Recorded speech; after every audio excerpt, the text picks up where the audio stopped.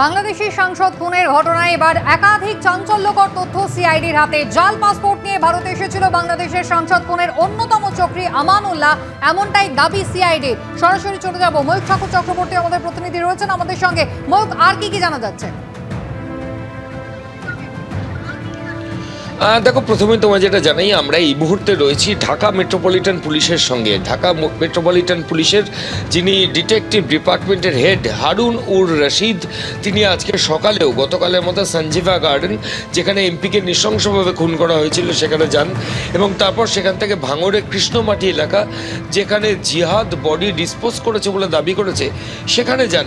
সেখান থেকে এই মুহূর্তে আমি ক্যামেরা পার্সন সৌরভ পালকে বলবো দেখানোর জন্য আমাদের যে গাড়িতে রয়েছে, আমার ঠিক সামনের গাড়িতেই ঢাকা মেট্রোপলিটন পুলিশের অফিসিয়ালসরা রয়েছেন এবং তারা পরবর্তী যে গন্তব্য সেই দিকে তারা যাচ্ছেন। অর্থাৎ প্রথমে ঘটনাস্থল এবং তারপর যেখানে বডি ডিসপোজ করা হয়, দুটো জায়গায় তারা যান এবং সেখান থেকে বেরিয়ে নির্দিষ্ট গন্তব্যের দিকে তারা এগোচ্ছেন। যেটা সিআইডি সূত্রে খবর, যে এই মার্ডার কেসে অন্যতম অভিযুক্ত একজন রয়েছেন যার নাম আমানুল্লাহ। কে এই আমানুল্লাহ? আমানুল্লাহ হচ্ছে আখতারুজ্জামান, যিনি ইউএস সিটিজেন, এই কেসের মাস্টার মাইন্ড, তার বাল্য বন্ধু। এবং এই আখতারুজ্জামান কিন্তু আমানুল্লাহকে ডেপিউট করেছিল এন্টায়ার যে ক্রাইমটা হবে সেটা সংগঠিত করার জন্য। অর্থাৎ প্রত্যেকটা লোককে জোগাড় করা, বাড়ি ভাড়া নেওয়া, গাড়ি ভাড়া নেওয়া, সমস্ত ক্রাইম, পুরো ক্রাইমটা সংগঠিত করার জন্য এই আমানুল্লাহকে আখতারুজ্জামান হায়ার করেছিল। এবং আমানুল্লাহ কিন্তু আখতারুজ্জামানের ছোটবেলার বন্ধু। এই আমানুল্লাহকে ঢাকা মেট্রোপলিটন পুলিশ অ্যারেস্ট করে নিয়েছে।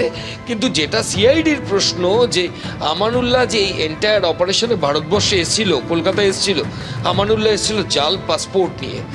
জাল পাসপোর্ট নিয়ে এই দেশে আসে আমানুল্লাহ। শুধু তাই নয়, এখানে এসে গোটা পরিকল্পনা চক্রান্ত সে করে।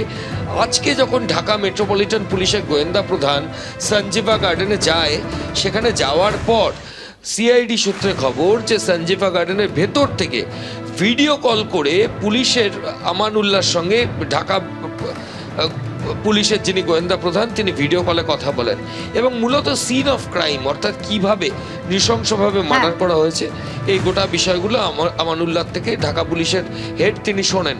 আর একটা জিনিস খুব ইম্পর্টেন্ট, এই কেসে দুজনের নাম আসছে। একজনের নাম জিহাদ, যে অলরেডি অ্যারেস্ট হয়েছে, যে বডি ডিসপোজ করেছে। সে যেখানে করেছে সেখানে ইতিমধ্যেই পুলিশ গেছে, কোনো বডি পাওয়া যায়নি। আর একজন হচ্ছে ফায়জাল। ফায়জালের দায়িত্ব কিন্তু একটা জায়গা ছিল, সেটাও সিআইডির নজরে রয়েছে। অনেক ধন্যবাদ। বিষয়টা এখন আমরা জাস্ট আমরা ঘটনাস্থল দুইবার ভিজিট করলাম। আমরা টিআই প্যারেডের জন্য আমরা জাহিদকে সেখানে ঘটনাস্থলে নিয়ে গেছি। আবার সে ঘাতক জাহিদকে নিয়ে আমরা এখন আবার যে খালটার কথা বলছেন, যে খালে ডাম্প করেছে, সেখানে এসেছি। সেই স্থলটা আমরা ভিজিট করছি। আমরা ইন্ডিয়ান পুলিশ আমাদেরকে নিয়ে এসেছে। আমরা তাদের সাথে কথা বলি কিভাবে মানে এখান থেকে বা যেখানে ফেলেছেন সেখান থেকে আমরা কীভাবে উদ্ধার করতে পারি। সেই দুই দলের ইন্ডিয়ান পুলিশ যথেষ্ট কাজ করছে, আমরা তাদের পাশে আছি।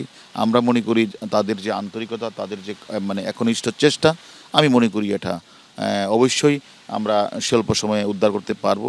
এরকমভাবে অপরাধীরা, ঘাতকরা, মাস্টারমাইন্ড, মদতদাতা বা মানে তারা এবং যারা এক্সিকিউশনের পার্টি যারা সম্পন্ন করেছে, তারা কিন্তু অত্যন্ত প্ল্যান ওয়াইজ, ঠান্ডা মাথায় তারা কিন্তু হত্যাকাণ্ডটি ঘটেছে গম করার উদ্দেশ্যে এবং অপরাধের ভিন্ন খাতে ভিন্ন দিকে নিয়ে যাওয়ার তারা ধাবিত করেছে।